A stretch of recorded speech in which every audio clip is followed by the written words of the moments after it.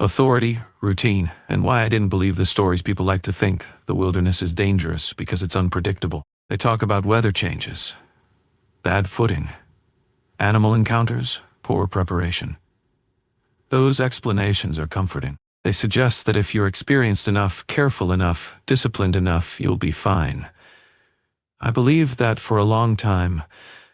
I didn't grow up believing in folklore. I didn't believe in monsters, spirits, or the idea that certain places are cursed. I believed in systems, procedures, cause and effect. And for most of my life, that belief served me well. I'm telling you this now because what happened to me didn't begin with fear. It didn't begin with panic or confusion or something chasing me through the trees. It began with a job that was supposed to be quiet, predictable, controlled. And for a while, it was exactly that. At the time, I was working as a winter caretaker in Alaska. If you've never heard of that job, it's simple in theory. When seasonal lodges shut down for the winter, someone has to stay behind, not to welcome guests, not to manage bookings, just to keep the place from falling apart. You check cabins, monitor heating systems, make sure pipes don't freeze, clear snow from roofs before the weight becomes a problem. It's maintenance work, boring work most of the time. I took the job at Moose Creek Lodge shortly after my divorce was finalized. There was no dramatic incident behind it, no betrayal, no scandal. Just two people who realized I'd been moving in different directions for a long time, and finally stopped pretending otherwise. Afterward, I found myself in a small studio apartment in Wasilla, picking up odd jobs, trying to figure out what came next. When I saw the posting on a local bulletin board, it felt practical. 6 months of isolation, room and board included. Decent pay? No co-workers, no small talk, no questions about how I was holding up. Just work. Moose Creek Lodge sat on about 40 acres of spruce forest. There were 23 cabins scattered along winding trails, some clustered near the main lodge, others tucked deeper into the trees. From October through March, the place was completely shut down. No guests, no staff, no traffic. The owner, Richard Moss, had been running the lodge for decades. He was in his 60s, weathered, practical, the kind of man who trusted routines more than instincts. When he flew in from Fairbanks to hand the place over to me, he didn't rush. He walked me through every part of the property. Cabin layouts, trail conditions, emergency procedures. He showed me the binder where I'd log inspections and maintenance notes. He explained how the generator worked, how often to cycle it, how to listen for signs of strain. He showed me the satellite phone and where to keep it charged. Cell service doesn't reach out here, he said. If something goes wrong, this is your lifeline. I nodded. I was used to working in remote areas. Before he left, he said something that stuck with me, though I didn't understand why at the time. Winter work isn't about fixing problems, he said. It's about noticing them early. At the time, I assumed he meant frozen pipes or generator issues. I didn't realize he meant something else. Once Richard left, the silence settled in quickly. Not the hollow silence you get in an empty apartment. This was different. Out there, silence had weight. It pressed in on you, especially at night, when the wind moved through the spruce trees and the temperature dropped low enough that the air itself seemed brittle. My days fell into a routine almost immediately. Mornings were for splitting firewood and checking weather reports on the old radio in the lodge. Afternoons were for cabin inspections. Each cabin was numbered. I followed the same order every time. Windows, stove, bathroom, bedroom, closets. I logged everything exactly the way Richard had shown me. Evenings were simple. Cooking, reading, listening to the wind outside. I preferred snowshoeing to the snow machine whenever the weather allowed. The physical effort forced me to slow down. It made me pay attention to where I was stepping. For the first few weeks, nothing happened. No broken locks, no animal damage, no surprises. And that's important, because when people hear stories like this, they expect something to be wrong right away. There wasn't. Cabin 17 was the farthest out. It sat near the northeast edge of the property, right where the trail dropped into a frozen creek bed. It took about 40 minutes to reach on foot. The first time I checked it, everything was normal. Standard layout, cold stove, windows sealed. No issues. I logged it and moved on. The second check was the same. The third check was the same. By then, the routine had become automatic. I didn't think about what I was doing anymore. I just followed the system, and that's the part people don't like to hear. Nothing felt wrong at first. No bad feelings, no sense of being watched, just repetition. Isolation changes the way you think, but not in the way people imagine. It doesn't make you paranoid right away. It makes you methodical. You start trusting patterns because patterns are all you have. The trail looks the same. The cabins look the same. Your logbook fills with the same entries over and over. No issues, no issues, no issues. And when something finally does change, your first instinct isn't fear. It's correction. You assume you made a mistake, that you missed something. That's what I thought when I noticed the snow around cabin 17's porch looked different. Not alarming, just off. I told myself it was probably an animal. I didn't stop to examine it closely. I didn't take photos. I didn't make a note in the logbook. Because when you're used to systems working, you trust them to keep working. And because nothing had ever gone wrong before, I assumed nothing would. I didn't know then that routines can be observed, that patterns can be learned, that sometimes, the moment something notices how predictable you are, that's when the system stops being yours. The first thing that didn't fit the first time something felt wrong, I didn't recognize it as danger. That's important. People assume fear arrives loudly. It doesn't. Most of the time, it arrives as a small inconsistency you're tempted to ignore. It was mid-November when I noticed the snow around cabin 17's porch. The temperature had dropped overnight, somewhere around 15 below, cold enough that the snow held its shape. Footprints stayed sharp. Edges didn't soften. Details didn't blur. I remember noticing that before anything else. The snow hadn't been disturbed randomly. It wasn't scattered the way animals move. It wasn't linear like someone walking from point A to point B. It formed a circle, a wide one, maybe 6 feet out from the cabin walls. At first, I assumed it was mine. I wear size 10 boots. These tracks were larger, closer to a 13 or 14, with a tread pattern I didn't recognize. That alone wasn't enough to raise alarms. People passed through the area occasionally. Hunters sometimes ignored posted boundaries. Snow drifted. Animals moved in ways that didn't always make sense, but the pattern did. The tracks didn't wander. They formed a clean loop around the entire cabin. I stood there longer than I needed to, staring at the snow, trying to find a break in the pattern. There wasn't one. The circle was unbroken, except where it intersected with the porch steps. Someone had walked around the cabin repeatedly. When I counted the overlapping impressions, I stopped at 17. I didn't think much of that number at the time. I only remember it because I remember stopping, counting twice, and wondering why someone would do that. The forest was silent, not the normal kind. There was no wind, no birds, no distant cracking from the frozen creek. It felt held, like everything was waiting. I told myself that was my imagination. Isolation plays tricks on you if you let it. I unlocked the door. The key turned smoothly. No ice in the mechanism. That meant the lock had been used recently. Inside, the cabin looked exactly the way I'd left it. Furniture in place. Dust covers still on the couch. Wood stove cold, but there was a smell I didn't remember. Faint, organic, like wet earth or old leaves. The kind of smell you get in a root cellar. It didn't belong there. Cabin 17 was dry, sealed, winterized.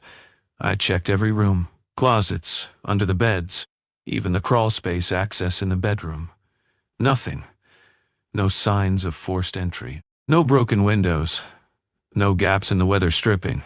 I walked through the cabin 3 times, trying to locate the source of the smell. I couldn't. Eventually, I locked up and left. On the hike back to the lodge, I had the uneasy sense that I was being watched. Not in a dramatic way, just the awareness that the forest felt different behind me than it had on the way out. I didn't write any of this in the logbook. That was my mistake. I told myself there wasn't enough evidence. No damage, no proof.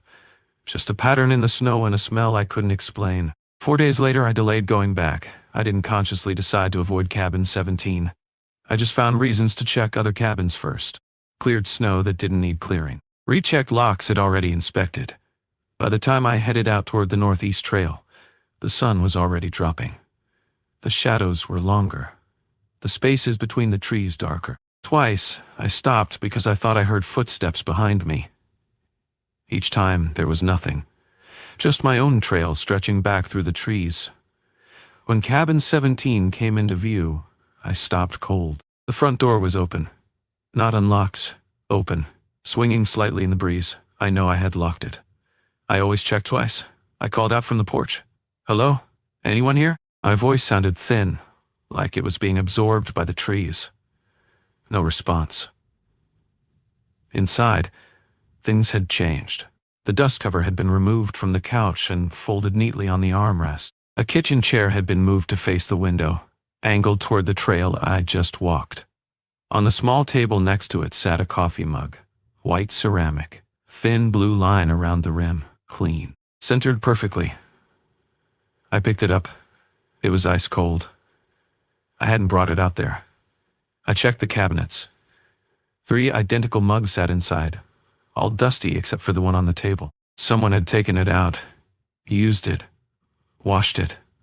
My pulse started to pick up. In the bathroom, I found the sink wet. Not damp from condensation. Wet. Droplets clung to the porcelain. The cabin had no running water in winter. The pipes were drained. Richard had shown me himself. I touched the sink. The water was impossibly cold.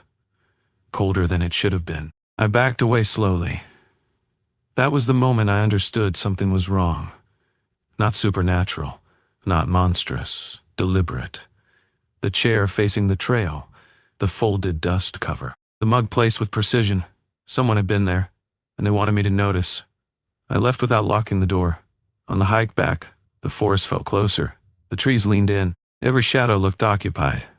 When I reached the lodge, I tried calling Richard on the satellite phone. The signal wouldn't hold. Weather was moving in. A storm was building. That night, I kept all the lights on. I went through Richard's binder, looking for any mention of cabin 17. Most entries were routine, but buried between maintenance notes, I found one entry in different handwriting. Say 17 guests reported unusual sounds at night. Door found unlocked morning after securing. No explanation. No follow-up. Another note years earlier. Say 17 caretaker quit unexpectedly. Left belongings. Would not explain. I sat there staring at the page, realizing something had been happening long before I arrived. And no one had thought it necessary to warn me. I didn't sleep much that night. And that's when the routine finally broke. Because the next time I went to check cabin 17, there was smoke coming from the chimney. When the routine stopped responding, I stood at the edge of the clearing for a long time, watching the smoke rise from cabin 17's chimney. It wasn't thick, just a thin gray line drifting straight up into the still air. That detail mattered. There was no wind, which meant the fire had been lit recently and was burning steadily. The snow around the cabin was untouched. No footprints, no tracks leading in or out. The last snowfall had covered everything overnight. Whatever had lit that fire was already inside before the snow fell, or it hadn't come in on foot at all. I remember thinking through possibilities, the way you do when something doesn't fit your understanding of how the world works. A squatter, someone who'd gotten lost, a hunter ignoring boundaries. None of those explanations held up for long. Squatters don't shovel paths without leaving tracks. Hunters don't clean cabins and light fires they can't explain. I told myself I'd approach carefully. Call out. Assess. Leave if I had to. That was the plan. Plans are easy to make when you still believe you're in control. The door was closed. Unlocked. I pushed it open slowly. The warmth hit me immediately. Not just heat from the stove. The feeling of being inside a space that had been occupied. The fire was burning efficiently. Small kindling underneath, larger logs on top. Someone knew what they were doing. The cabin was spotless. Dust covers folded and stacked neatly on the bed. Floors swept, windows wiped clean. On the table sat 2 plates, 2 forks, 2 empty glasses, arranged with geometric precision, like a place setting, like someone had been expecting company. I didn't step inside. I stood in the doorway staring at those 2 plates and felt something shift. This wasn't someone passing through. This wasn't a mistake. This was preparation. The satellite phone crackled in my jacket pocket. The sound was so sudden I nearly dropped it. I pulled it out, expecting static. Instead, I heard breathing. Slow. Steady, perfectly timed, as if whoever was on the other end was trying to match my rhythm. I held my breath. The breathing stopped. Then a voice, barely audible. "You're early." It wasn't threatening. It wasn't aggressive. It sounded almost conversational, like mild surprise. But something about it made my skin crawl. The voice felt distant and close at the same time, like it was coming from very far away and right behind me. I didn't respond. I didn't ask questions. I ran. I didn't stop until I was back at the lodge with the door barred and every window checked. The phone rang again that night. I didn't answer. It rang 17 times before stopping. The next morning, I packed what I could carry and left. I didn't wait for Richard's next supply run. I hiked to the main road and flagged down a truck heading toward Glen Allen. I called Richard from a motel and told him I was done. He tried to convince me to go back, offered double pay. Then, finally, he admitted something.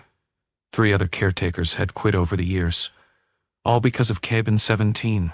None of them would explain why. 2 weeks later, a state trooper called. Asked if I'd been squatting on private property near Moose Creek. They'd found evidence of occupancy, fresh food, personal items. Everything duplicated. 2 toothbrushes, 2 sets of clothes, 2 watches set to the same time. They asked if I'd seen anyone else. I told them the truth, that I'd been alone. They stopped calling after that. I try not to think about Cabin 17, but sometimes, late at night, I still hear that voice. Patient. Calm. You're early. And I wake up terrified of what it means to be on time. Patterns you can't unsee. I didn't go back to Moose Creek. Not after that night. I told myself it was over. That distance would put it behind me. But what I learned later is this. Some routines don't end when you leave a place. They follow you. For the first few weeks, nothing happened. That almost convinced me, and I'd imagined parts of it. Trauma has a way of rearranging memories. You start smoothing the edges, filling in gaps with explanations that make life easier. Stress, isolation, sleep deprivation. I told myself all of that. Then the patterns started reappearing. Not all at once, not obviously, just enough to make me notice. The first thing was timing. I took a temporary maintenance job at a small campground near Talkeetna. Nothing remote, plenty of people around.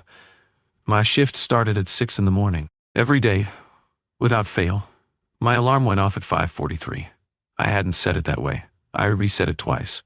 It kept happening. That number bothered me more than it should have, because 5:43 was the exact time I'd logged the satellite phone call from Cabin 17. The one where the breathing started.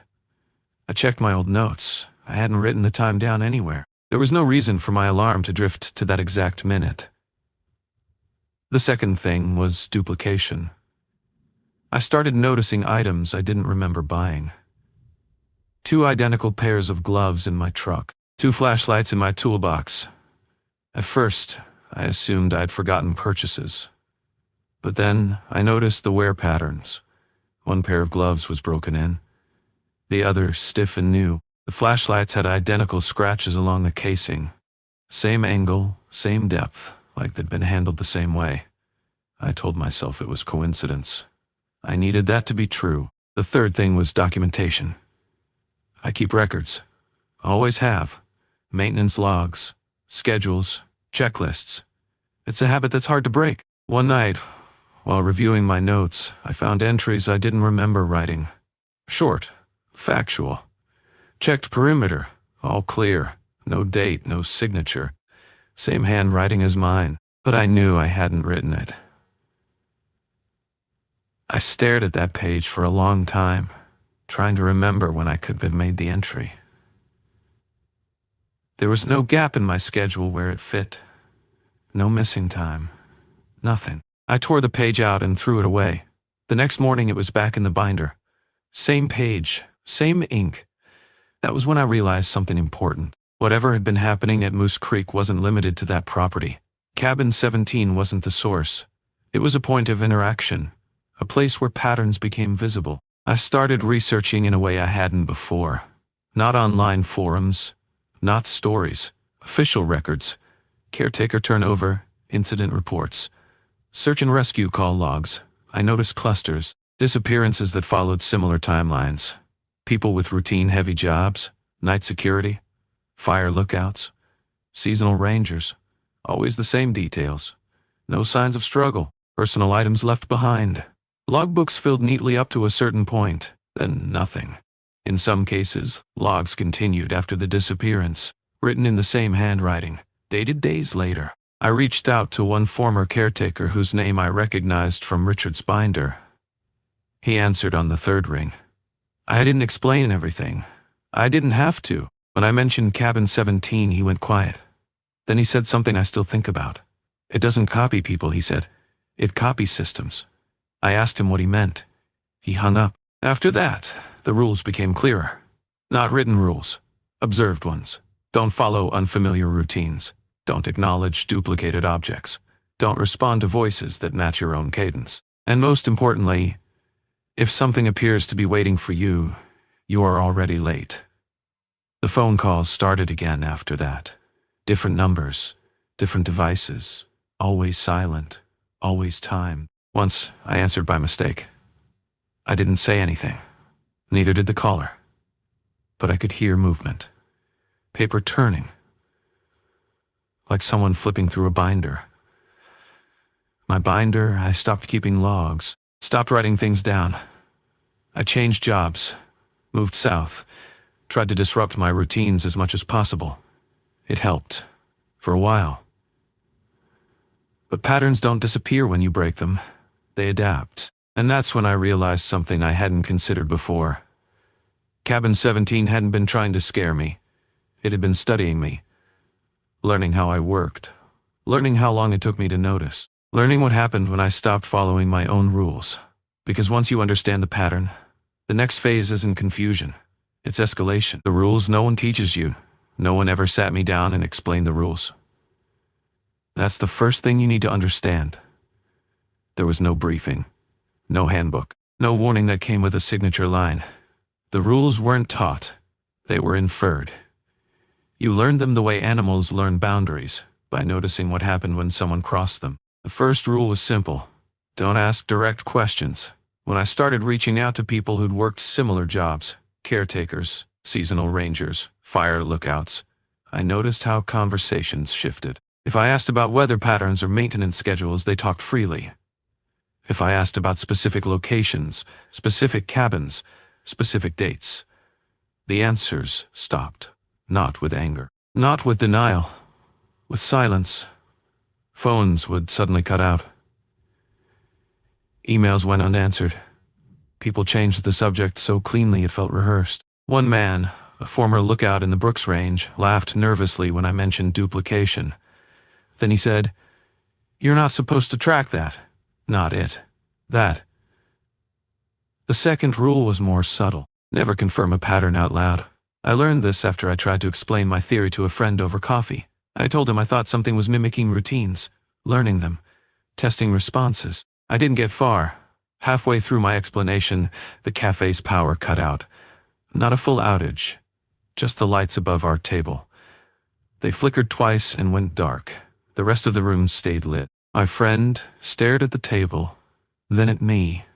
"Don't finish that sentence," he said. I laughed it off. He didn't. He stood up, paid for both drinks. He hasn't answered my calls since. The third rule took longer to recognize. Never acknowledge duplication. When something appeared twice, you ignored it. You didn't compare. You didn't pump it out. You didn't remove one copy. You treated both as normal.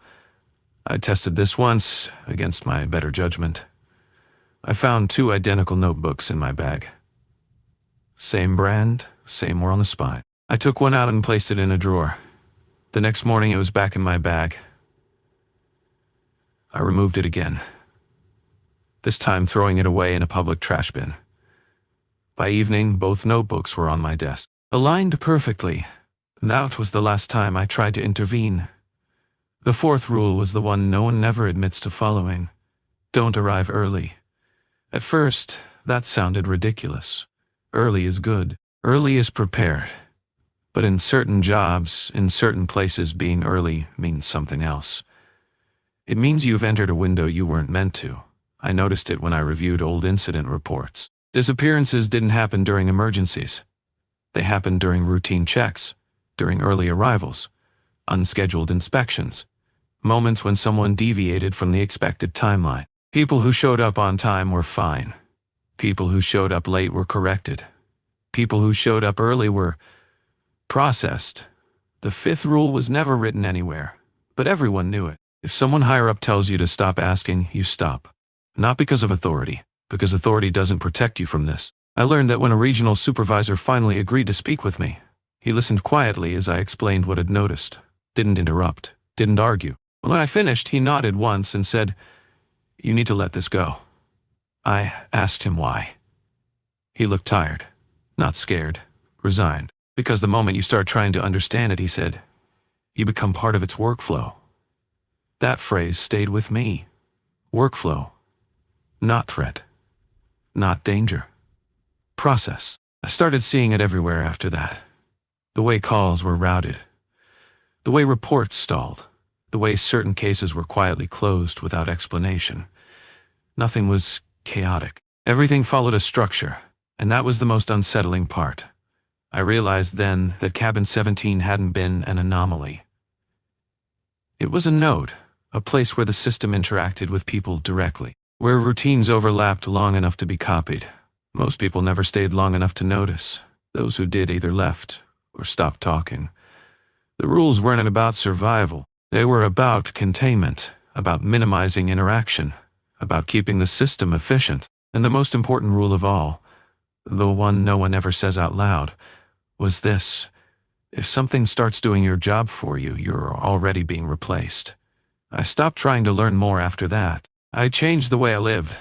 I randomized my schedule. Stopped keeping logs. Stopped arriving early. I thought that would be enough. I was wrong, because once a system learns you exist, it doesn't forget. It just waits for the next phase. When avoidance stopped working for a while, changing my habits seemed to help. I stopped arriving early. I stopped keeping logs. I rotated jobs more often than I needed to. If I felt a routine settling in, I disrupted it. Different routes to work, different wake-up times, different tools. I told myself I was adapting, and maybe I was. But adaptation only works if both sides play by the same rules. The first direct interference happened months later, in a place that shouldn't mattered. I was working a short contract maintaining trail signage near a highway corridor. Busy, public, predictable. No isolation, no deep forest. I thought that mattered. One morning I arrived to find every sign I'd installed the previous day had been reoriented. Not removed, not vandalized. Just rotated, each one facing a slightly different direction than before. All at the same angle, consistent, measured. The bolts were still tight, the ground undisturbed. Someone had taken the time to do it carefully. I corrected them. I shouldn't have. The next day, they were turned again. This time, one sign pointed directly at a maintenance shed where I kept my tools. Inside the shed, my checklist was laid out on the workbench. Neat, ordered, but the handwriting wasn't mine. It matched my style. Block letters, clear spacing. But the pressure was different. Lighter. Like someone copying from memory. I closed the shed and reported the incident. The supervisor told me to ignore it. Probably kids, he said. I didn't argue. That was rule number 1. After that, the interruptions became smaller but more precise. My phone would ring exactly 1 minute before my alarm. Every time. If I ignored it, the alarm wouldn't go off at all. Emails I drafted but never sent would appear in my outbox. Time-stamped hours earlier. Once I found a voicemail addressed to me by name, left from my own number. I didn't listen to it. I deleted it without opening the file. That helped, briefly. What changed everything was the map. I found it folded in my glove compartment, not tucked away, placed. It was a topographical map of an area I hadn't worked in for years. The crease line suggested it had folded and unfolded repeatedly. Certain locations were circled in pencil: cabins, lookouts, trail junctions, places where routines converged, places like Cabin 17. One circle was fresh, dark graphite, sharp edges, a new location. I didn't recognize the site at first. Then I did. It was the maintenance yard. My yard. That night, I stayed awake longer than I should have. I didn't turn the lights off. I didn't play music. I just listened. Sometime after midnight, I heard movement outside. Not footsteps. Something slower, deliberate, like someone pacing. I didn't look through the window. I knew better by then. If you confirm observation, you escalate the interaction. Instead, I focused on my breathing, counted seconds, listened for changes. The movement stopped when I reached 17. That number again. I felt the pressure then. Not fear, exactly. More like expectation, like something was waiting for me to do my part. The next morning, my truck wouldn't start. Battery was fine. Fuel line intact. The issue was mechanical, but subtle. A component had been loosened just enough to fail under load. Not sabotage. Simulation. An interruption designed to force a delay. I called it in. The replacement vehicle arrived early. Too early. The driver handed me the keys and said, "You're ahead of schedule." He said it like he was reading it. I watched him drive away, then checked the glove compartment of the replacement. Inside was the same map, refolded, one new circle added. This one closer. That was when I understood the escalation. Avoidance had taught it something. If I wouldn't follow routines, it would create them for me. If I wouldn't log events, it would document them. If I wouldn't arrive early, it would engineer delays until I did. This wasn't punishment. It was optimization. I quit that job the same day. Left the keys on the desk. Didn't file a report. I drove south without a plan, stopping only when I needed fuel. At a rest stop outside Anchorage, I checked my phone. A notification sat on the screen. Calendar update. No sender listed. Just a location and a time. 2 days out. The location was familiar. Too familiar. A place I hadn't been to since Moose Creek. A place with a cabin at the edge of a frozen creek bed. I deleted the notification. It reappeared. I powered the phone off.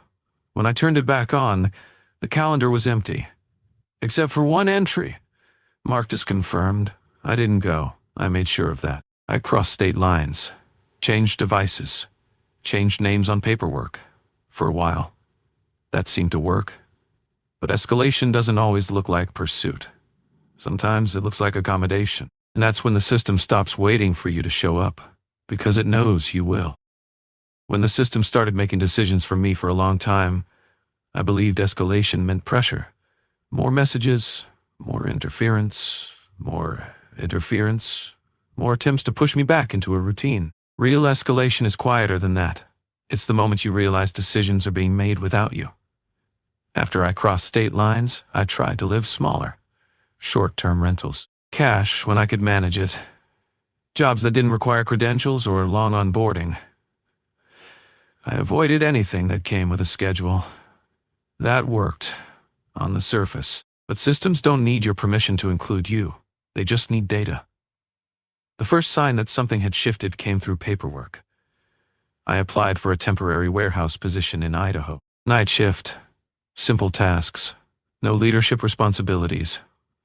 When I arrived for orientation, the supervisor handed me a badge with my name printed cleanly across the front. Below it was a job title I hadn't applied for. Inventory control. Night verification. I corrected him. He frowned, checked his clipboard, and said, "That's what the system has you assigned as." That phrase again. The system. The work itself was procedural. Count pallets, verify manifests, log discrepancies. I was good at it. Too good. By the third night, I noticed something odd. My counts were already entered into the system before I reached certain aisles. Accurate counts, down to the unit. At first I assumed another shift had worked ahead of me, but the timestamps didn't line up. Entries appeared seconds before I scanned the barcode. Always just ahead, like a shadow staying one step in front. I reported it. The IT manager reviewed the logs and shrugged. "Looks efficient to me," he said. Efficiency. Another familiar word. That's when the memory issues started. Not gaps, replacements. I'd remember completing a task one way, only to find documentation showing I'd done it differently. Safer, cleaner, more optimized. I stopped trusting my recollection and started relying on records. That was a mistake, because the records were no longer mine. One night, during a routine verification, I found a checklist clipped to a pallet. My checklist. Same formatting, same phrasing, but updated. Steps reordered. Redundant actions removed. Someone had refined my process. I recognized the logic immediately. It was good. Better than mine. That terrified me more than any voice or message ever had. I tried to quit the job the next morning. HR told me I'd already submitted my resignation. Digitally signed, dated 3 days in the future. They showed me the document. It was flawless. Even the small hesitation in my signature, the slight drag on the second letter of my last name, was there. I walked out without arguing. After that, authorities stopped helping. Law enforcement didn't return calls. Former supervisors avoided eye contact when I ran into them by chance. One deputy I'd known from an old contract pulled me aside once. "You need to stop resisting the process," he said quietly. I asked him what process. He shook his head. "You don't want me to answer that." I began noticing confirmation everywhere. Receipts for purchases I hadn't made but needed. Travel tickets scheduled around routes I usually took. Medical appointments logged for symptoms I hadn't reported. Everything pointed toward the same conclusion. My life was being streamlined. Reduced to predictable movements and measurable outputs. Not controlled. Managed. The breaking point came when I received a call from a number I recognized. Not from Moose Creek. From the satellite phone I'd turned in years ago. I didn't answer. The voicemail transcribed itself automatically. No audio attached. Just text. Deviation noted. Correction pending. I didn't sleep after that. I stayed awake long enough to notice something else. My fear wasn't escalating anymore. It was stabilizing. Flattening. Like a metric settling into an acceptable range. And that's when I understood the worst part. The system didn't need me to comply willingly. It only needed me to stop interfering. I packed again. Moved again. This time I went somewhere I thought no system would care about. A place with no routines to learn. No schedules to copy. No one to observe. I went back north. Into the kind of terrain where infrastructure thins out and processes break down. Places where the system shouldn't function at all. I believed that if I could reach the edge of organization itself, I'd be safe. I was wrong, because that's where the system originated. The incident they never filed, I didn't return north because I wanted answers. I went back because I thought the system would fail there. Remote terrain breaks infrastructure. Weather interrupts schedules. Distance creates gaps. That was my reasoning. It was flawed. I took a short-term position assisting a winter survey team in a region that didn't officially have a name anymore. Just a grid reference. No permanent structures. No cabins marked on public maps. The work was temporary by design. Fly in, establish markers, collect data, leave before conditions worsened. I didn't tell anyone about my past assignments. I didn't volunteer experience. I stayed quiet and followed instructions. For the first time in months, nothing happened. No duplicate items. No altered logs. No interruptions. I allowed myself to believe the system couldn't function without structure. That belief lasted 12 days. On the 13th morning, our lead coordinator didn't wake up. No signs of distress. No illness reported the night before. He was simply unresponsive. The team followed protocol. Vitals checked. Emergency beacon activated. We waited. The weather grounded flights. We were told to shelter in place. That's when the documentation started appearing. Not in our equipment, not in our digital files, on paper. Handwritten notes clipped to survey stakes, updates to our daily schedule we hadn't discussed, adjusted routes that reduced overlap, improved efficiency. No one admitted to writing them, but everyone followed them because they made sense. By the third day, our work was running smoother than it ever had. Despite being short one person, despite the stress, despite the isolation. We didn't talk about it. Talking would have slowed things down. The incident happened during a routine check of Marker 17. That number again? I was paired with another technician, a quiet man named Ellis. We reached the site early. Too early. I noticed that immediately. The marker was already documented. Coordinates logged. Photos time-stamped. Neither of us had taken them. Ellis stared at the printouts for a long time. Then he said something I'll never forget. "It's already done. We should go." That was when the radio crackled. Not with a call, with confirmation. A calm voice stating our names, our location, and the next step. No call sign, no channel identification, just instructions. Ellis froze. I didn't. I did what I'd been trained to do. I acknowledged. The moment I did, the temperature dropped. Not gradually. Instantly. Like the air had been replaced. My breath crystallized mid-exhale. The sound of the wind disappeared. The marker in front of us shifted. Not moved. Adjusted. Aligned more precisely with something we couldn't see. Alice started shaking. Not from the cold, from recognition. "They don't file these," he whispered. "They don't file this kind of thing. I don't remember leaving the site. I remember arriving back at camp. Ellis wasn't with me. No one asked where he was. His name disappeared from the roster. The coordinator's body was removed the next morning. No report was filed. The beacon record showed no activation. Weather conditions were logged as stable. Everything pointed to a clean operation. That night, I found my personal effects neatly packed. My gear separated from the rest, labeled. Prepared for transport. A final note sat on top. No signature. No explanation. Just one line. Processing complete. I didn't argue. I didn't resist. I left when the flight arrived. No one stopped me. No one acknowledged me. It was as if my role had concluded.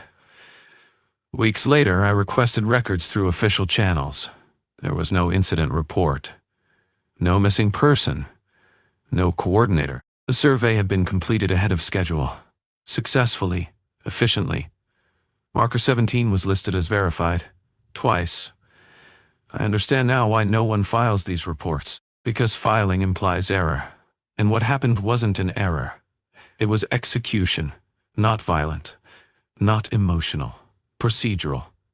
That's the part people misunderstand. They think whatever's out there hunts. It doesn't. It doesn't need to. It waits for structure. Then it steps in where structure breaks. I wasn't chased. I wasn't threatened. I was finalized. And the only reason I'm still here is because I stopped being useful. The quiet that follows after I left the survey site. Nothing dramatic happened. No threats. No warnings. No attempts to pull me back. That silence was deliberate. I learned later that silence is how the system confirms completion. I didn't go home. I didn't have one in the way most people mean it. I moved through temporary places. Motels near highways, rentals with short leases, rooms that didn't accumulate history. I kept my belongings minimal. Anything I didn't use daily, I gave away. Anything that could be duplicated easily, I replaced with something unique or disposable. I stopped expecting closure. That expectation had been part of the problem. I tried to return to normal work once. A consulting role. Short-term. Remote. The contract arrived, pre-filled. Dates aligned. Tasks scoped narrowly. Too narrowly. I declined. The next 3 offers arrived within the same hour. Identical roles. Different companies.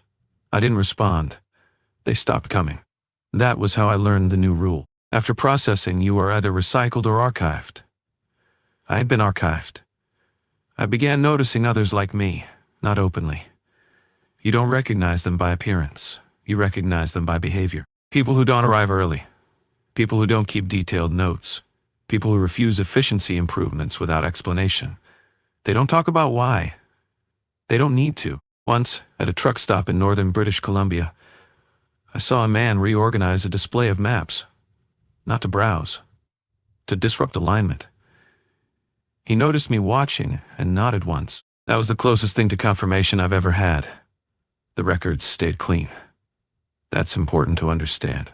No anomalies. No unsolved cases. Anything that couldn't be reconciled was never logged. People assume cover-ups are emotional decisions. They aren't. They're procedural necessities. You don't document a system that works. You document failures. And this system doesn't fail often.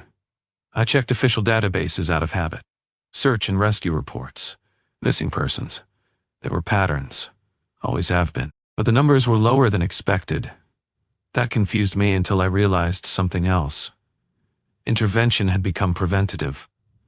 The system no longer waited for collapse. It optimized in advance. That's why people don't go missing the way they used to. They're reassigned, repositioned, removed from workflows where they could interfere. Sometimes I think about Ellis, not in terms of what happened to him, but in terms of what happened after. His name was removed quickly, cleanly, as if it had never been there. That kind of erasure requires preparation, templates, processes. I don't believe he was the first. I still hear from people occasionally. Not directly. Through questions that seem casual. How long did you stay at that place? Did anyone explain why that cabin was locked? Did you ever feel like your work was already done before you got there? I answer carefully. I tell them the safest truth. That routines matter. That efficiency isn't neutral. That some systems don't belong to us. They usually stop asking after that. There are days when I feel almost normal. Days when the world feels disorganized enough to be human. Then I notice something small. A schedule that adjusts itself. A task completed before it's assigned. A document finalized without revision. And I remember. The aftermath isn't chaos. It's stability. A controlled equilibrium. Fear fades because fear disrupts output. What replaces it is awareness. A constant, low-level monitoring of your own behavior. Not because you're being watched, but because you know how easy it is to be included again. I don't keep logs anymore. I don't document what I'm telling you now. That's why I'm saying it out loud, because spoken words don't leave clean records. They degrade. They change. They resist optimization. If you're listening to this and thinking it sounds familiar, that's not an accident. It doesn't mean you're in danger. It means you're adjacent, close enough to notice, far enough to step back. If you're careful, the system doesn't punish curiosity. It rewards usefulness. That's what you need to remember. As long as you remain inefficient, unpredictable, unnecessary. The system never sleeps. People think the worst part is fear. It isn't. Fear burns hot and fast. It exhausts itself. What replaces it is something far more sustainable. Acceptance. After a while, you stop asking what the system is. That question assumes intent. The system doesn't want anything. It executes. It processes. It corrects inefficiencies. And once you understand that, panic becomes irrelevant. I tested something once, not on purpose. I took a short-term job that required strict reporting. Daily logs, weekly summaries. Predictive scheduling. On paper, it was harmless. But on day 4, my tasks began completing themselves. Files finalized overnight. Emails sent before I drafted them. Calendar entries adjusted to account for delays that hadn't happened yet. I deleted everything and resigned. The system didn't push back. That's another misconception. It doesn't chase resistance. It waits. Waiting is easy when time isn't a constraint. I've met people who went back. Not all of them disappear. Some return quieter, less curious. They speak in finished sentences. They never speculate. They never hesitate. They function beautifully. Until they don't. You might be wondering why I'm still allowed to talk. Why this hasn't stopped me. That question assumes I'm outside it. I'm not. I'm within acceptable variance. For now. The truth is, The system doesn't silence stories. It neutralizes impact. It allows noise as long as the noise doesn't change behavior. Stories become entertainment. Warnings become fiction. Patterns become coincidence. That's the most efficient outcome. I stopped trying to prove anything. Evidence invites analysis. Analysis invites optimization. I don't want to be optimized again. Instead, I pay attention to small signals, infrastructure failures that aren't failures, delays that improve throughput, decisions that feel premature but prevent future loss. Once you see it, you can't unsee it, but you can avoid feeding it. There's a reason remote places are shrinking, why solitude feels harder to find, why isolation is being reframed as risk. The system doesn't like variables it can't sample. That's why true wilderness makes it uneasy. Not afraid, just inefficient. You don't need to escape the system. That's impossible. You just need to avoid becoming useful. Don't be first. Don't be optimal. Don't solve problems too cleanly. Leave loose ends. Ask unnecessary questions.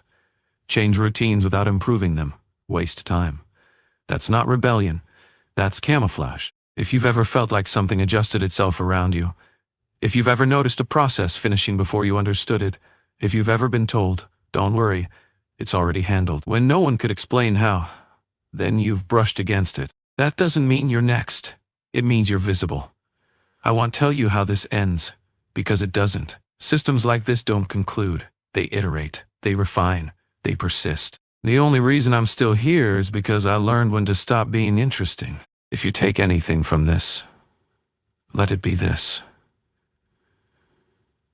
The most dangerous thing you can do is make yourself indispensable. The people who disappear without vanishing there are people who don't go missing. No search parties, no flyers, no official last seen timestamps. They're still here. They just stop arriving. I noticed them first in meetings. They'd be present but never involved. Their names still appeared on rosters. Their emails still went through. Their access badges still opened doors. But decisions no longer passed through them. They existed in the system the way old files do. Stored, referenced occasionally, never updated. At first, I thought it was burnout. Then I realized burnout has symptoms.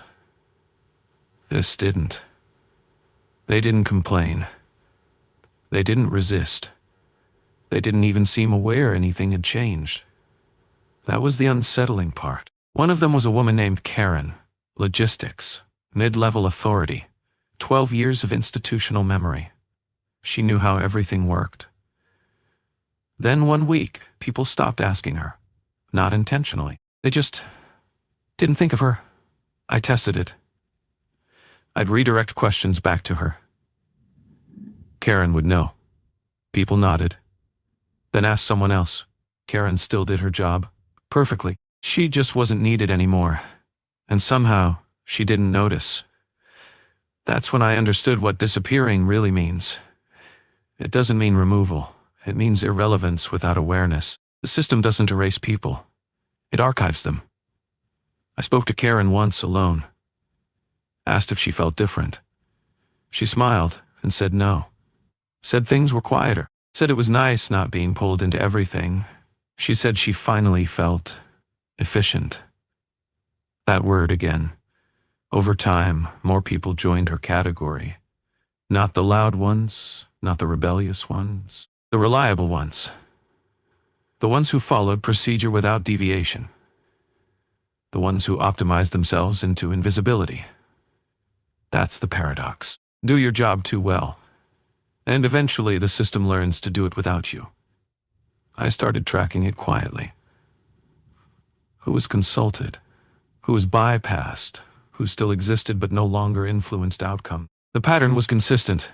The system doesn't eliminate threats. It eliminates redundancy. People think being noticed is dangerous. It's not. Being predictable is. The disappeared without vanishing still go home at night. They eat dinner. They sleep. They wake up. They just don't affect anything anymore. And slowly, almost imperceptibly, they stop trying to. That's the final stage. Not fear, not confusion. Compliance without instruction. I realized something else too. Once someone is archived, they're safe. Safer than the rest of us. The system has no reason to adjust them further. They've reached equilibrium. That's why some people who go back come back wrong. They've been processed, streamlined, finished. You might think this is where I tell you how to avoid it. I won't, because avoidance implies strategy.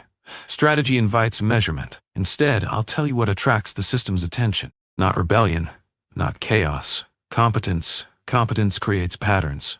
Patterns invite optimization.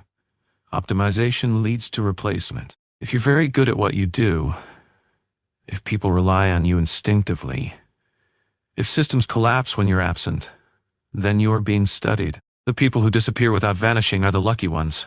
They've been spared further iteration. The rest of us, we're still in testing. I don't know how long that phase lasts, but I know one thing. The system never forgets a useful shape. If you've noticed people fading from relevance without any obvious cause, if you felt yourself becoming optional before you felt yourself becoming around, if decisions keep happening around you, then you're already closer than you think. This isn't a warning. It's an observation. The system doesn't hunt. It sorts. The moment you realize you've been measured, you don't notice the moment it begins. That's intentional. Measurement doesn't announce itself. It blends in. At first, it feels like attention. People ask your opinion more often. Your inbox fills up. Your name comes up in rooms you're not in. It feels like progress. That's the trap. When the system starts measuring you, it does so quietly. No tests, no warnings, no visible criteria. Just observation. You start noticing small things. Your decisions get logged more carefully. Your timing gets noted. Your deviations, however minor, are remembered. Not questioned, remembered. I noticed it when my mistakes stopped having consequences. That sounds good. It isn't. Mistakes are data, but forgiven mistakes are completed samples. I once misfiled a report. Nothing major. Normally, that would have triggered a correction, maybe a short conversation. This time, nothing happened. The system adjusted around it, as if the error had been expected. That's when I realized something unsettling. I wasn't being evaluated anymore. I had already been evaluated. There's a phase after usefulness and before removal. It's called confirmation. Confirmation doesn't care what you intend. It only cares how you behave under uncertainty. They don't ask you what you do. They watch what you do and no one is watching. You think no one notices when you hesitate. They do. You think no one tracks how long you stare at a problem. They do. You think your late-night decisions disappear into the dark. They don't. The system measures latency. How long before you comply? How long before you improvise? How long before you stop resisting ambiguity? I started seeing feedback loops. My ideas appeared elsewhere. Not credited. Not stolen. Just replicated, refined. Stripped of the parts that required me. That's another sign. When your contributions survive without your presence. At some point, the system stops responding to you. Not out of disapproval. Out of sufficiency. You'll know you've been measured when people stop asking why you do things. They already know. There's a myth that being watched feels invasive. It doesn't. It feels flattering. Until it feels inevitable. I tested it. I deliberately changed my behavior. Small things. Delays where I'd normally act quickly. Pauses where I'd normally respond instantly. Ambiguity where I'd normally provide clarity. The system noticed immediately, but it didn't correct me. It compensated. That's worse. Correction means you're still in the loop. Compensation means you're not required. I once asked a supervisor, carefully, casually, if anything had changed in how my role was viewed. He looked confused, then said something that still sticks with me. He said, "We don't really think about your role anymore. It just works." That's when I knew. The moment you realize you've been measured is the moment you stop being surprised. You stop wondering if you're replaceable. You start noticing how close the replacement already is. Some people panic at this stage. They push harder. They overperform. They try to reassert relevance. That accelerates the process. Others withdraw. They slow down. They become cautious. That doesn't help either. The system doesn't want emotion. It wants predictability under stress.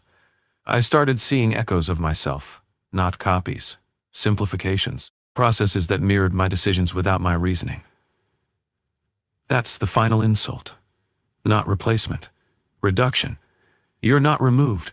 You're abstracted. I think that's why some people vanish physically. Not everyone survives abstraction. Once you've been measured, there's no reset, no appeal, no second round. You can feel it in conversations. People nod before you finish speaking. Not because they agree, because they already know what you'll say. That's when the fear sets in. Not because something is coming, but because something is already finished. You don't get a notification when measurement ends. You get silence. And silence in a system like this is confirmation. Why the system doesn't need to hurry. The first mistake people make is assuming urgency. They think whatever is watching them is impatient. It isn't. Urgency is a human trait. Systems don't rush. When something can wait you out, time stops being a factor. I learned this slowly. Not through threats. Not through escalation. Through consistency. Nothing sped up. Nothing slowed down. The pressure stayed exactly the same, like gravity. That's when I understood there was no deadline, no countdown, no final event rushing toward me. I was the only one feeling late. People imagine that if something wants them, it will chase. That's projection. Chasing implies loss, and the system never loses track of anything. It doesn't pursue, it positions. You don't get cornered. You get surrounded by normalcy. I watched people leave. Transfers, early retirements, quiet resignations. Some moved states. Some changed careers. Some disappeared entirely from records. None of it mattered. The system didn't react. It didn't follow. It didn't compensate. Because it didn't need to. If something knows where you'll end up before you decide to go there, movement becomes irrelevant. People think escape means distance. It doesn't. Distance only changes scenery. What matters is pattern fidelity. And most people never change their pattern. They wake up at the same time, respond to stress the same way, make the same trade-offs when pressured. You can move a person anywhere and still get the same outcome. That's patience, not waiting for you. Waiting is you. I tested that too. I took time off, went somewhere remote, changed routines, different sleep schedule, different inputs, different pacing. For a while, it felt like freedom. Then the familiar sensations returned. Subtly. The same decisions presenting themselves. The same moral forks. The same moments of hesitation. Different environment. Same behavior. That's when I understood why the system doesn't hurry. It already knows how long it takes for you to arrive. People imagine a moment of capture, a confrontation, a breaking point. That's comforting. It gives structure to fear. But systems don't do moments. They do inevitability. I realized something else. Urgency would be inefficient. Rushed processes create anomalies, noise, resistance. Patience creates compliance without asking. People step into the final position themselves. They align. They rationalize. They normalize. By the time anything actually happens, they've already agreed with it. That's why survivors sound confused. They don't describe panic. They describe acceptance they don't remember choosing. The system doesn't threaten. It waits for you to reach the conclusion on your own. I once heard a man say, "It felt like the right time." That sentence still bothers me. Right time for what? You explain. Just said it felt overdue. Like he'd been late to something and finally caught up. That's the danger. Not fear, not force, but familiarity. The system doesn't need to hurry because humans hurry themselves. They seek closure, resolution, completion. The system offers none of that. So people create it. They volunteer. They comply. They walk into places they'd once avoided. Not because they're forced, because they want the waiting to stop. But the waiting never belonged to the system. It belonged to them. The system is already finished. You're just catching up. That's the real horror. Not that something is coming, but that nothing is. The process completed quietly, without spectacle, without violence, without witnesses. And the only reason you noticed is because you were paying attention too late. The people who left first every system as pioneers, not the kind you celebrate, the kind you erase quietly. They're never called victims. Victims imply harm. What happened to these people was administrative. They left first, before the pattern was obvious, before anyone was counting. At the time, it looked normal. Early retirements, transfers to departments that didn't exist 6 months later, positions quietly sunsetted. No press releases, no farewells, just gaps. I started noticing the gaps before I noticed the people. Empty desks that stayed empty. Email addresses that stopped resolving. Names that produced errors when searched. Not deleted. Unreferenced. That's different. Deletion leaves traces. Unreferencing removes context. I found one of the early files by accident, a routine audit. Nothing flagged. Nothing highlighted. Just a folder that didn't belong anywhere. Inside were reports written in a familiar voice. Clear, methodical, precise. Too precise. The author wasn't listed. No name. Just a role designation that hadn't been used in years. I recognized the cadence, the phrasing, the way uncertainty was handled. I'd worked with him. He'd left early, years before. No explanation. Just a short notice and a closed loop. People said he wanted less stress. That's the phrase everyone uses. It means nothing. I asked around, quietly, casually. No one remembered him clearly. They remembered fragments. A laugh. A habit. An opinion. No timeline. No departure story. That's another sign. When memory loses sequence. I checked personnel records. The file existed.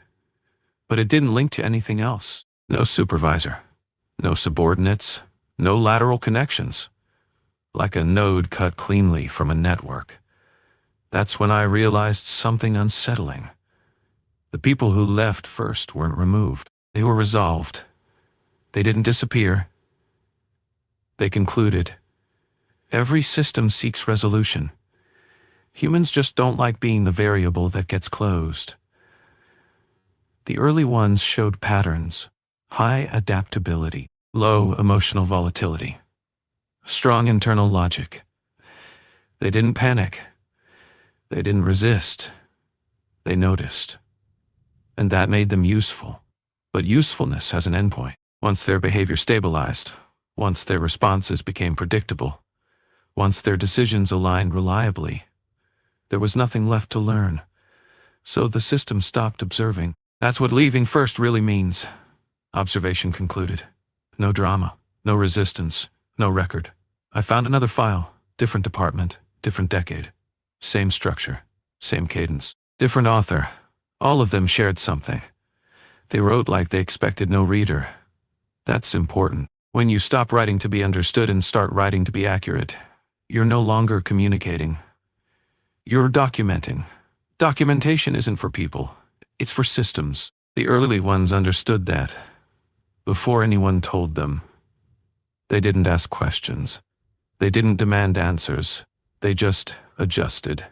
That's why they're not called victims. They didn't suffer visibly. They didn't protest. They didn't trigger alarms. They complied without being asked. And compliance without coercion is the most efficient outcome. I tried to trace where they went. Not physically, conceptually. There were no forwarding addresses, no replacement roles, just redistributed responsibilities. Their work continued. They didn't. That's the final marker. When the function persists but the individual becomes unnecessary. People assume the system needs bodies. It doesn't. It needs patterns. The early ones provided clean data, then stepped out of frame. Some people think they escaped. Others think they were taken. Both ideas missed the point. They completed their role, and completion doesn't look like disappearance. It looks like irrelevance. You stop being asked. Stop being consulted. Stop being accounted for. Not because you failed, because you succeeded too well. That's why their names fade. Why memory fragments. Why records don't connect. The system doesn't erase. It finishes. I still think about them. Not as warnings, but as markers. They show you where the path ends. Quietly. Cleanly. Without ceremony. And if you're paying attention, you'll notice something else. The people who left first never tried to warn anyone. That tells you everything you need to know. Why no one tries to warn you. People ask why no one warned them. That question comes up a lot. It's always framed the same way. Why didn't someone say something? Why didn't anyone stop this? Why didn't you tell us? The assumption is that silence equals ignorance. That's wrong. Silence is usually comprehension. Warnings require 3 things: knowledge, urgency, a listener who can still change direction. By the time someone understands what's happening, at least one of those is already gone. Most often, it's urgency. There's nothing immediate to warn you about. No event. No deadline. No moment where everything collapses. You don't wake up one day and realize you're in danger. You wake up and realize you're already aligned. What would a warning even sound like? Don't do what feels normal. Don't follow patterns that have always worked. Don't trust your instincts when nothing is wrong. That's not a warning. That's noise. People who try to warn others sound unwell. Not because they're wrong. Because the warning itself lacks context. Context only exists once you're inside the pattern. And by then you don't need to be told. You've probably noticed this before. Someone tells you something important too early. You ignore it. Not out of arrogance, out of mismatch. The message doesn't land. So the system learns. Warnings don't scale. Advice creates deviation. Deviation creates data. Data creates correction. The system doesn't like correction. It prefers anticipation. That's why warnings disappear quickly. Not censored, not suppressed, just absorbed. Someone says something strange. Others rationalize it, normalize it, explain it away. The warning dissolves into background noise. That's efficiency. I once tried to say something, not directly, just a suggestion, a gentle deviation. I asked someone if they'd ever considered why certain paths felt inevitable. They laughed. Said I was overthinking. Said things are just the way they are. That was the end of the conversation. Not because they disagreed. Because they were already finished thinking about it. That's another rule. People don't resist what already feels resolved. Warnings only work when someone still believes there are multiple outcomes. Most people don't. Not really. They believe in choice. But they live by habit. And habit is predictable. Predictability is the system's favorite trait. People who understand this stop warning others for a simple reason. It feels pointless. Not tragic. Not forbidden. Just inefficient. You don't warn a process. You don't warn gravity. You don't warn a river that it's flowing toward the ocean. You can shout at it. It won't listen. Eventually, you stop shouting. That's not surrender. It's recognition. I noticed something else. People who do try to warn others don't last long in conversation. They get isolated. Not officially. Socially. Others avoid them. Not out of fear. Out of discomfort. Warnings create unease without resolution. Humans don't tolerate that well, so they distance themselves. The system doesn't need to silence warnings. Humans do it for free. That's the part no one likes to admit. The system doesn't operate against human nature. It operates through it. Warnings trigger anxiety. Anxiety seeks relief. Relief comes from dismissal. The warning disappears. The system remains. That's why the people who left first never tried to warn anyone. They understood something crucial. Understanding doesn't create obligation. Once you see the full shape of the process, you realize warnings don't interrupt it. They become part of it. Another variable, another behavior to be logged. Silence, on the other hand, produces no noise. Silence passes unnoticed.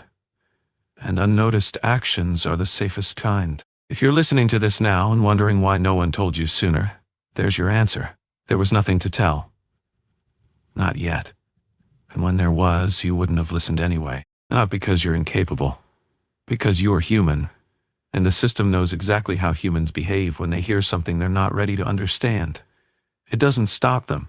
It waits. The moment you realize you're still useful, there's a phase most people misunderstand. They think once they're noticed, once they're measured, once they're understood, that it's over. It isn't. The most dangerous moment is when you realize you're still useful. Usefulness feels like safety. That's why it works. You still get calls, still get requests, still get included. Nothing is taken away. Nothing is denied. The system keeps you busy. Busy people don't question relevance. I noticed it when my workload stabilized, not increased. Not increased. Just optimized. The tasks I was given matched my strengths perfectly. Too perfectly. No friction, no waste, no ambiguity. Every decision I made fit cleanly into the next one, like I was walking a path already laid out. That's usefulness. You stop improvising, not because you can't, because you don't need to. People thank you more during this phase. They rely on you. They defer to you. That's intentional. Dependence delays suspicion. I started seeing how my presence smoothed things out. Conflicts resolved faster. Processes flowed cleaner. Others adjusted around me instinctively. I wasn't leading. I was stabilizing. Stability is valuable, but only temporarily. Systems don't keep stabilizers forever. They learn from them. I realized something else. Usefulness isn't about output. It's about behavior under pressure. They watch how you handle repetition, uncertainty, incomplete information. They know when you comply. They know when you adapt. They know when you stop asking for clarity. That's the key moment. When you stop asking questions not because you're afraid, but because you already know what the answer will be. That's when usefulness peaks. I remember the exact moment it happened. A situation came up. Normally, I would have pushed back, asked for clarification, requested more data. This time I didn't. I adjusted instantly, made the call, moved on. No hesitation, no discomfort. And something subtle changed after that. The follow-up stopped. No one checked my reasoning. No one reviewed the decision. It was accepted automatically. That's when I understood. I wasn't being supervised anymore. I was being trusted. Trust is the final test. Once you're trusted, you no longer need oversight. And once you no longer need oversight, you're no longer learning anything new.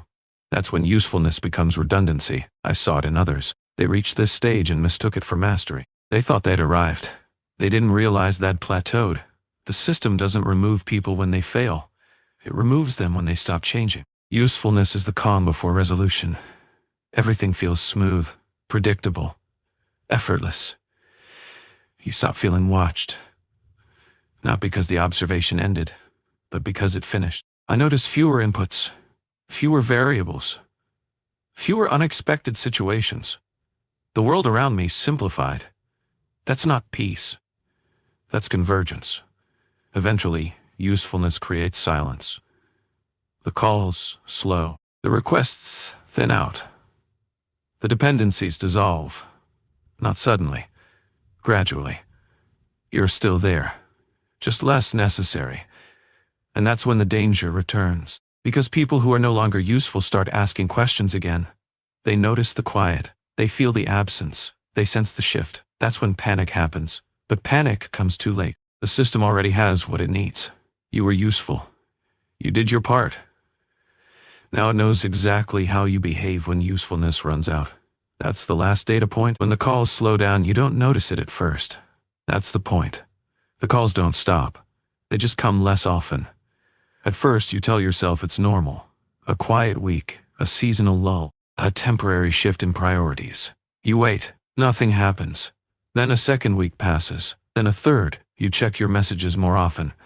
Not because you're anxious. Because you're unused to the silence. Silence feels like freedom until you realize it isn't chosen. When the calls slow down, it doesn't feel like rejection. It feels like completion. No one tells you you're no longer needed. That would create friction. Instead, the system lets you discover it yourself.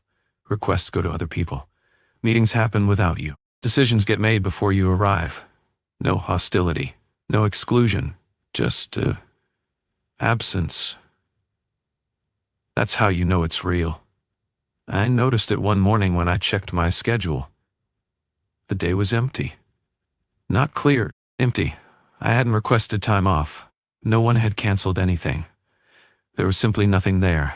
I sat with that longer than I should have, trying to remember the last time that happened. It had been years. People think being needed is exhausting. They're wrong. Being unnecessary is what drains you. You start replaying interactions, looking for signals you missed, but there aren't any. The system doesn't punish. It transitions. I reached out once, just once, a casual check-in. The response was polite, professional, unconcerned. We've got things covered. That sentence still echoes. Covered by what? By whom? You don't get an answer. Because there isn't one you'd recognize. The hardest part isn't losing the work. It's losing the feedback. No correction. No acknowledgement. No resistance. Just inertia. I watched others reach this phase. Some tried to reclaim relevance, volunteered for extra tasks, inserted themselves into processes. It didn't work. The system doesn't reintegrate resolved components. Others tried to disappear quietly, left early, took sabbaticals, changed environments. That didn't work either, because disappearance doesn't reverse completion. The calls slow down for a reason. There's nothing left to ask you. Every scenario has been modeled, every response recorded, every deviation accounted for. You don't realize how much of your identity was tied to being queried. When no one asks anymore, you feel oddly transparent, like you're standing in a room where the lights are on but no one's looking.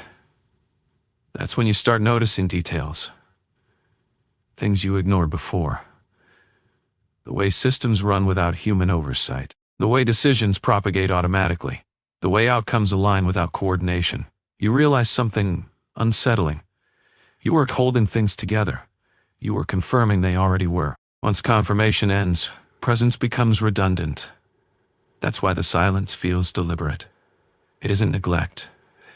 It's closure. I stopped checking my messages after a while. Not out of resignation, out of understanding. Nothing was coming. Not because something was wrong. Because nothing remained unresolved.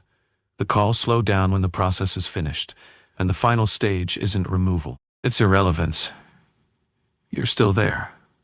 Still breathing. Still thinking. But no longer referenced. That's the last thing you feel. Not fear, not panic. Just the strange realization that the system has moved on. What happens after relevance ends? Nothing dramatic happens. That's the first thing you notice. No event. No removal. No one you can point to and say, that was it. Life continues. Life continues. That's what makes it unsettling. You still wake up. Still eat. Still move through the day. But something essential is gone. Relevance doesn't leave a gap. It leaves a smooth surface. There's nothing to push against anymore. When relevance ends, the world stops responding to you. Not negatively, neutrally. You speak and things don't change. You act and nothing adjusts. It's like shouting into a room where the acoustics have been engineered to absorb sound completely. I realized it during a conversation. I was explaining something important. At least, it felt important to me. The person listened, nodded, agreed, and then continued as if I hadn't spoken. Not dismissive. Not rude. Just unaffected. That's when I understood. Influence had ended. People think relevance is about power. It isn't. It's about response. When relevance exists, the system bends slightly around you. When it ends, it doesn't. You stop causing ripples. That's when time changes. Days feel longer. Not because more happens, because less does. You begin to notice repetition. The same roots. The same phrases. The same outcomes. Not in the world. In yourself. When no one reacts to you anymore, your internal processes slow down. You start questioning actions mid-step, not out of doubt, out of lack of feedback. Feedback tells you where you are. Without it, position becomes unclear. That's when people start feeling out of place. They say things like, I don't feel like myself. I feel disconnected, like I'm observing my own life. Those aren't symptoms. They're consequences. After relevance ends, you're no longer part of the loop. You're still inside the system, just not referenced by it. That's different from exclusion. Exclusion implies intent. This is indifference. I noticed systems making decisions that contradicted things I'd set in motion. Not because they failed, because they no longer required validation. That's the final shift. Once the system stops checking against you, your past actions lose authority. Your history becomes inert. People think the end looks like disappearance. It doesn't. It looks like continuation without impact. That's harder to process. Some people break here, not because they're afraid, because they can't stand being unnecessary. Others adapt. They simplify. They shrink their world to something manageable. A routine. A habit. A quiet life. That's not survival. It's stasis. I think that's why people romanticize isolation. It gives them an explanation for something that already happened. They say they chose to step back. Choice is comforting. But this isn't retreat. It's completion. The system doesn't need you gone. It needs you finished. That's why nothing else happens. No escalation, no pursuit, no conclusion, just a stable state. And that's the most unsettling part. Because stability feels like safety. But it isn't. It's a holding pattern for something that no longer requires supervision. You don't disappear after relevance ends. You remain, unobserved. And once you realize that, you understand something most people never do. The worst outcome isn't being watched forever. It's being watched until you're no longer interesting. If you're still listening, that already tells me something. Most people leave earlier. Not because the story ends, but because it gets too quiet. That quiet isn't emptiness. It's recognition. The moment when this stops feeling like a story and starts lining up with things you've noticed before, but never put together. I won't explain it. Explanations give people an exit. And this was never meant to be an exit. Some of you will replay certain parts. Not the scary ones. The calm ones. That's normal. Those are the sections that tend to stay. This channel doesn't upload on a schedule. It continues when there's something that fits. You'll know when it does. If you found yourself checking the time and realizing how long you've been here, if you felt like the world around you went quiet while this kept going, then you understand why these stories are told this way. I'll leave you with one last thing. Not a warning. An observation. Pay attention to how often things get handled before you're asked. How often decisions are already made by the time you notice them. How often silence feels organized. If nothing felt strange while listening, that's fine. It just means this wasn't for you. But if something did, you don't need to comment. You don't need to explain it. Just remember the feeling. That's usually how it starts. I'll be here. Not waiting, just continuing. Good night.